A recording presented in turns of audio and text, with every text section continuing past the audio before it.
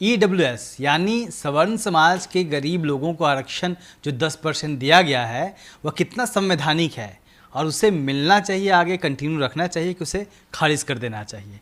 इसको लेकर supreme court में लगातार बहस चल रही है, पिछले 6 दिनों से बहस चल रही है और अभी तक का जो डेवलपमेंट है उसमें जो उसके अगेंस्ट में लोग हैं कि नहीं मिलना चाहिए, उन्होंने अपना पक्ष रख दिया है, फिर सरकार ने अपना पक्ष रख दिया है। इस विषय पे डीएमके और डीएमके के अलावा People's Party of India Democratic, वो 2 पार्टियां हैं, उन्होंने अपोज किया है इस पे। और People's Party of India Democratic की तरफ से डॉक्टर के.एस. चौहान जो सुप्रीम कोर्ट के वरिष्ठ वकील हैं, वो इस मामले को देख रहे हैं। हमारे साथ हैं डॉक्टर के.एस. चौहान। सर, क्या है इस मामले में अभी तक, कहाँ तक सुनवाई पहुँची, कितनी जिरह हुई? नहीं, वो जिरह तो जब कोई भी इशू चलता है तो जिरह दोनों साइड के लोग करते हैं। हम लोगों ने भी उसमें 4 दिन तक आर्ग्यूमेंट किया। अभी 2 दिन से गवर्नमेंट कर रही थी और अभी गवर्नमेंट मंगलवार को 10-5 मिनट करेगी, उसके बाद हमें लंच तक रिजवाइंडर के लिए चीफ जस्टिस ने कहा है। तो वो एक प्रोसेस है कोर्ट का जो चलता है। जहाँ तक इशू का जो ताल्लुक है, अगर हम देखें तो ये जो आर्थिक आधार पे आरक्षण है, ये एक नई स्कीम है जो हमारे संविधान की जो स्कीम है उसके खिलाफ है। हमारा संविधान सामाजिक तौर पे पिछड़े हुए लोगों को या सोशल एक्सक्लूजन जिन लोगों का हुआ उनको, या जो अनटचेबिलिटी फेस कर रहे हैं जैसे शेड्यूल कास्ट, शेड्यूल ट्राइब या बैकवर्ड क्लासेस, उनको प्रोटेक्शन देने की बात करते हैं। और उस प्रोटेक्शन को देने के लिए ड्राफ्ट कॉन्स्टिट्यूशन में आर्टिकल 10 क्लोज 3 बाबा साहब डॉक्टर अंबेडकर ने डिबेट किया और उस डिबेट में बाबा साहब ने ये रखा था कि जो समाज, जो जातियाँ आपके एडमिनिस्ट्रेशन से बाहर हैं, उनको एडमिनिस्ट्रेशन में पार्टिसिपेट कराने के लिए एक ऐसी रिजर्वेशन की व्यवस्था की ज़रूरत है। इसलिए जो रिजर्वेशन की जो व्यवस्था है ये सामाजिक आधार पे, क्योंकि शेड्यूल कास्ट, शेड्यूल ट्राइब या बैकवर्ड क्लासेज ये एडमिनिस्ट्रेशन का भाग नहीं होते थे और एडमिनिस्ट्रेशन का भाग नहीं होते थे, लेकिन हमारा जो संविधान है वो डेमोक्रेसी एस्टेब्लिश करता है, वो एक रिपब्लिकन सिस्टम डेवलप करना चाहता है। तो वो सिस्टम कैसे डेवलप होगा जब डिफरेंट जो सेक्शंस हैं समाज के, जब वो सेक्शंस को उसमें भागीदारी का मौका मिलेगा, तभी डेमोक्रेसी एस्टेब्लिश होगी। क्योंकि डेमोक्रेसी का मतलब ये नहीं है कि एक ही कास्ट के लोग रूल कर रहे हैं और बाकी जो लोग हैं पूरे देश के वो उनको देखते रहेंगे, कहेंगे यहाँ डेमोक्रेसी, ऐसी कोई डेमोक्रेसी नहीं होती। तो इसलिए जो ये जो एक्ट है, ये जो अमेंडमेंट उन्होंने किया कॉन्स्टिट्यूशन 103rd अमेंडमेंट जो 2019 में हुआ, एक विचित्र बात हमने देखी कि इसमें कोई पार्लियामेंट में विशेष डिबेट नहीं हुई। तो आप जो हमारा संविधान का स्वरूप है वो सोशल प्रोटेक्शन देने की बात करता है। सोशल प्रोटेक्शन के लिए उन्होंने रिजर्वेशन की व्यवस्था की।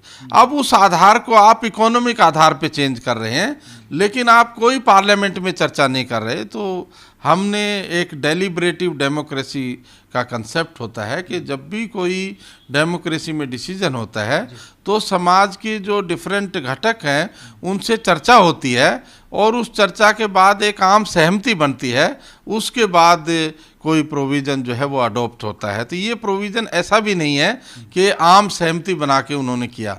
और राज्यसभा में तो पर्टिकुलरली कानी मोजी जो डीएमके की सांसद हैं, उन्होंने ऐसा विचार रखा था कि इसको सेलेक्ट कमेटी में भेजा जाए।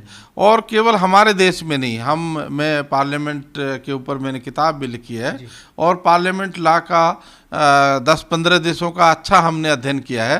तो जहाँ भी कोई कानून बनता है तो उसका सिस्टम यही है कि वो कमेटी में जाता है, कमेटी में ज़्यादा डिटेल्ड डिस्कशन होती है और उस कमेटी में एक्सपर्ट लोग होते हैं, वो उसको एग्जामिन करते हैं, उसकी कॉन्स्टिट्यूशनल वैल्यू क्या, बातें नहीं हुई। हाँ ऐसा कुछ नहीं हुआ इसमें। तो इसलिए ये जो तमाम बातें नहीं होने की वजह से भी ये जो संविधान का जो प्रोविज़न है, ये बेसिक जो कंसेप्ट है हमारे संविधान के, उसके खिलाफ है। और ये डेलिब्रेटिव डेमोक्रेसी जो एक इंटरनेशनल कॉन्स्टिट्यूशनल लॉ का कंसेप्ट है डेमोक्रेटिक सिस्टम में, उसकी भी मर्यादा का हनन करता है। हाँ सर, सरकार की तरफ से जो पक्ष दिया गया है, आप लोगों ने अपना पक्ष रखा, उसके बाद सरकार की तरफ से जो पक्ष दिया है उसमें कहा जा रहा है लगातार कि 50% कोई ऐसा नहीं है कि इतना ही होगा, ज़्यादा भी हो सकता है अगर संविधान के ढांचे का या फिर जिस तरीके से संविधान में कहा गया है रिजर्वेशन देने का उसका उल्लंघन नहीं होता है। तो आप लोगों को क्या लगता है कौन से ऐसे आप लोगों के तर्क हैं जिसका जवाब सरकार के पास नहीं है? नहीं, सरकार के पास हमारे किसी भी तर्क का जवाब नहीं है, हम ऐसा समझते हैं। और ये आर्थिक आधार पे कोई क्लासिफिकेशन करना, जो इंटरनेशनल लेवल पे जो लोग रिसर्च करते हैं, हमारे देश में कम लोग ऐसे हैं जो रिसर्च करते हैं, लेकिन दूसरे देशों में बहुत रिसर्च होती है। इंटरनेशनल लेवल पे 2 आर्टिकल हमारे पास हैं जिसको हमने कोर्ट को दिया है। प्रोफेसर ओवन एम फिश, ये स्टर्लिंग प्रोफेसर हैं एमरिटस येल यूनिवर्सिटी के, इन्होंने group and equal protection clause के ऊपर आर्टिकल लिखा और ये 1976 में उन्होंने लिखा। उन्होंने ये कहा है कि आर्थिक आधार पे आप डिफरेंशिएशन नहीं कर सकते, क्योंकि जो समाज की संरचना जो है, समाज का जो कंडक्ट है, जो को रिलेशनशिप है, वो सामाजिक तरीके से होता है, उसकी आर्थिक कंडीशन से नहीं होता। और एक दूसरा आर्टिकल भी है, इसमें तो ये भी कहा गया है कि कोई कॉन्स्टिट्यूशनल क्लासिफिकेशन ही नहीं बनाई जा सकती। Caste, class and equal protection, ये विलियम ई फोरबैथ प्रोफेसर हैं और इन्होंने लिखा है। ये जो है 99 का है, वो 76 का है। 2 आर्टिकल हमने दिए, एक आर्टिकल हम और देने वाले रिजवाइंडर में। तो इंटरनेशनल लेवल पे जो भी रिसर्च हुई है, उस रिसर्च के आधार पे, ये आर्थिक आधार पे कोई इस तरह की क्लासिफिकेशन नहीं डेवलप किया जा सकता। मैं उस बात को और भी बड़ी करना चाहता हूँ। अब हमने ये देखना है क्या हमारे समाज में जो गैर बराबरी है, जो अनटचेबिलिटी है या डिस्क्रिमिनेशन है, उसका आधार आर्थिक है।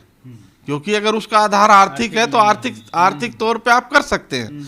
अगर आप देखेंगे, हमारे जो राष्ट्रपति थे कोविंद साहब, वो राजस्थान में जाते हैं, उनको मंदिर में नहीं घुसने दिया जाता। वो हालांकि जस्टिफाई कर देते हैं, मेरे पैर में प्रॉब्लम थी, मैं ऊपर नहीं चढ़ सकता था। अगर नहीं चढ़ सकता था तो मंदिर में जाने की जरूरत नहीं थी, पहले से ही पता था कि नहीं चढ़ सकता। तो वो जो है वो एक सिस्टम है जो तमाम लोगों की बात जी। जो राष्ट्रपति है, इससे बड़ा कोई पद नहीं है और पब्लिक सर्विस में उससे ज़्यादा तनख्वाह किसी की नहीं है। अगर जो रिमोनरेशन आप करेंगे, cabinet secretary, governor, chief justice, किसी की उससे ज़्यादा तनख्वाह नहीं है। तो वो किसी भी हालत में इकोनॉमिकली बैकवर्ड नहीं माना जाता। इसलिए जब एक राष्ट्रपति होके भी आदमी जो है वहाँ नहीं जा सकता, तो इसका मतलब हमारे समाज में जो आधार है गैर बराबरी का, वो सामाजिक है। उसके बाद उड़ीसा के एक मंदिर में राष्ट्रपति जी गए, कोविंद साहब, उनकी वाइफ को धक्के मारे गए उधर, और वो भी क्रिमिनल केस चल रहा है इधर। उसके 2-3 दिन बाद वो मामला चल रहा है। हाँ, क्रिमिनल केस चल रहा है उड़ीसा में। तो आप ये देखिए कि जो राष्ट्रपति की वाइफ है, अगर वो एक मंदिर में एंटर नहीं कर सकती या वो किसी पर्टिकुलर एरिया में नहीं जा सकती, उसको रोकने के लिए उन्होंने धक्के मारे होंगे। तो आफ्टर ऑल ये रिफ्लेक्ट करता है कि हमारे समाज की संरचना क्या है, ये आर्थिक आधार पे संरचना खड़ी है या सामाजिक आधार पे खड़ी है। तो ये जो सारी व्यवस्था है, ये इसके ऊपर डिपेंड करती है कि हमारा समाज किस डायरेक्शन में जा रहा है। हम कोई कास्ट बेस्ड रिजर्वेशन के पक्ष में नहीं है, लेकिन कास्ट बेस्ड डिस्क्रिमिनेशन के भी हम पक्ष में नहीं है। अगर हमने कास्ट बेस्ड डिस्क्रिमिनेशन को ख़त्म करना है तो वो कास्ट बेस्ड रिजर्वेशन से ही हो सकती है, आर्थिक आधार पे नहीं हो सकती है। सरकार की दलील है कि हम कास्टलेस सोसाइटी पैदा करना चाहते हैं, जिन लोगों का 400 टाइम रिप्रेजेंटेशन है, क्योंकि ये जो क्लास जिसको वो रिप्रेजेंटेशन दे रहे हैं, उनका रिप्रेजेंटेशन 400 गुना या 300 गुना से कम नहीं है पब्लिक सर्विसेज में। तो उनका रिप्रेजेंटेशन इतना ज़्यादा होने के बावजूद अगर आप उनको रिप्रेजेंटेशन देना चाहते हैं तो इसका मतलब जो सोशली बैकवर्ड जो लोग हैं, जो शेड्यूल कास्ट हैं, शेड्यूल ट्राइब हैं, वो अनटचेबिलिटी फेस करते रहेंगे। आज एक शेड्यूल कास्ट बच्चा पढ़ने जा रहा है तो वो कितनी डिस्क्रिमिनेशन फेस कर रहा है, कितने बच्चे IIM IIT में जाके सुसाइड कर रहे हैं, कितने एम्स में जाके सुसाइड कर रहे हैं। और ये कोई मतलब हर रोज़ की बात है कि कोई न कोई डिस्क्रिमिनेशन का इशू हमारे सामने आता है। तो इसलिए इसका आधार किसी भी हालत में हम ऐसा समझते हैं कि आर्थिक नहीं हो सकता। इसके लिए संवैधानिक पहलू भी है और सामाजिक पहलू भी है, दोनों पहलू के तहत ऐसा नहीं किया जा सकता। सर, सुनवाई के दौरान कोई दिलचस्प वाकया हुआ? नहीं, सुनवाई के दौरान एक बहुत दिलचस्प वाकया हुआ। वो वाकया ये हुआ कि जो अनरिजर्व कैटेगरी के जो लोग हैं जिनके लिए रिजर्वेशन की व्यवस्था की गई है, हालांकि हम लोगों को ब्रीफ करने वाले जो बच्चे हैं वो ऐसा उदाहरण हमें देते थे, लेकिन एक विभा दत्ता मखीजा सीनियर एडवोकेट हैं, वो कोई उत्तर प्रदेश के कोई ग्रुप था उसको रिप्रेजेंट कर रही थी। तो उसने ये आर्गुमेंट किया कि अगर मेरा फादर शराबी है जिसकी वजह से मैं इकोनॉमिकली पुअर रह गया या मेरी फैमिली पुअर रह गई तो मुझे आप डिप्राइव नहीं कर सकते। तो ये अगर वो फादर शराबी है तो ये उसकी अपनी सेल्फ इंजेक्टेड इंजरी है। जो हमारी इंजरी है, जो सोशल बेसिस पे जो डिस्क्रिमिनेशन है, उसमें हमारा योगदान नहीं है, वो केवल हम किसी पर्टिकुलर कास्ट से संबंध रखते हैं इसलिए हमारे खिलाफ डिस्क्रिमिनेशन है। तो ये एक अलग तरह की चीज़ है जिसको हमें समझना चाहिए। और ये जो भी हो रहा है ये एक बहुत अच्छी दिलचस्प डिस्कशन है और मुझे लगता है कि ये संवैधानिक संशोधन रद्द किया जाएगा। इसको लीगल हमारी पैराफ्रेजिंग में अल्ट्रा वायरस डिक्लेयर करेंगे, ऐसा हमें लगता है। अभी तक कितनी सुनवाइयाँ बाकी हैं और इसके पर जो फैसला आना है वो कब आना है? फैसला तो नॉर्मली चीफ जस्टिस साहब 8 नवंबर को रिटायर होंगे और वो छुट्टी का दिन है, तो 7 को या 6 को लास्ट में ही नॉर्मली आते हैं। और टाइम भी कम है क्योंकि ये एक अलग तरह का इशू है तो इसमें टाइम ज़्यादा भी लगेगा। हालांकि बीच में 2 हफ्ते तकरीबन छुट्टियां हैं तो शायद कोई ज़्यादा दिक्कत नहीं होनी चाहिए। फैसला तो उसी समय आएगा और ये 2 हफ्ते से मंगलवार बुधवार 3 दिन लास्ट वीक में चला, उससे पहले वाले वीक में भी 3 दिन चला और अभी उम्मीद है कि ये ट्यूसडे को ख़त्म हो जाएगा। जहाँ तक बहस ख़त्म हो जाएगी, ऐसा चीफ जस्टिस ने हमें सिग्नल दिया है। तो मुझे लगता है हमें रिजवाइंडर का जो ट्यूसडे को टाइम मिलेगा उसके साथ ये ख़त्म हो जाएगी। सर, कोई बीच का रास्ता भी निकाला जा सकता है क्या? जैसे सरकार कहे और फिर अदालत कहे कि ठीक है, इसमें एससी, जैसे एक सवाल आता है कि एससी समाज के गरीब कहाँ शामिल हैं, तो कोई बीच का भी उम्मीद बनती है या फिर खारिज होगा या फिर रहेगा? खारिज ही होगा क्योंकि आर्थिक आधार पे जो आरक्षण है उसकी कोई व्यवस्था नहीं हो सकती। और आर्थिक आधार पे आरक्षण चीफ जस्टिस और जस्टिस भट्ट पर्टिकुलरली उसके ऊपर चर्चा कर रहे हैं। तो उन्होंने ये भी व्यू रखा कि भाई अगर हम, जैसे उन्होंने मना किया है कि भाई जो लोग schedule caste, schedule tribe, backward class के जो क्लास 4 में आ जाते हैं 16 के, उनको इसमें बेनिफिट नहीं मिलेगा, ऐसा कॉन्स्टिट्यूशन में प्रोविज़न बनाया गया है। तो अगर उसको रीड डाउन कर दें, लेकिन वो रीड डाउन करने के बाद गरीब तो इधर ज़्यादा है, ऐसा जस्टिस भट्ट ने पूरा परसेंटेज को एनालाइज करके बताया कि अगर अपर कास्ट में जो डाटा उन्होंने प्रोड्यूस किया उसमें 18% उनकी जो लोग हैं उनमें से इकोनॉमिकली पुअर हैं और जो बाकी लोग हैं शेड्यूल कास्ट है वो 38% हैं और शेड्यूल ट्राइब हैं वो भी तकरीबन उतना ही है और जो ओबीसी है वो 33% है। तो उनका जो बैकवर्डनेस है वो ज़्यादा है। तो इसलिए कंपैरेटिवली उनको अगर बेनिफिट मिल भी जाता है तो फिर तब उनको बेनिफिट नहीं मिलेगा, तो ये क्लासिफिकेशन प्रैक्टिकली चल नहीं सकती।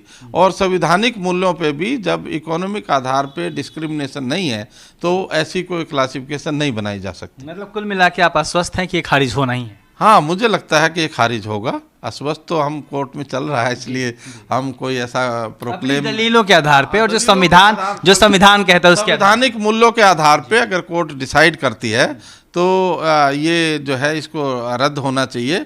और इसके अलावा जो 50% की सीलिंग है, ये तो हम इकोनॉमिक आधार पे हम चर्चा कर रहे हैं।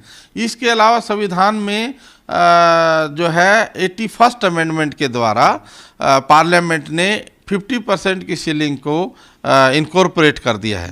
50% की सीलिंग पहले केवल एक जुडिशियल व्यू था, लेकिन जब पार्लियामेंट ने बैकलॉग वैकेंसीज को सेपरेट कैटेगरी डेवलप करने के लिए 50% का प्रिंसिपल संविधान में लिख दिया है, तो ये 50% से ज़्यादा हो रहा है, तो भी ये जो है कॉन्स्टिट्यूशनली वैलिड नहीं हो सकता।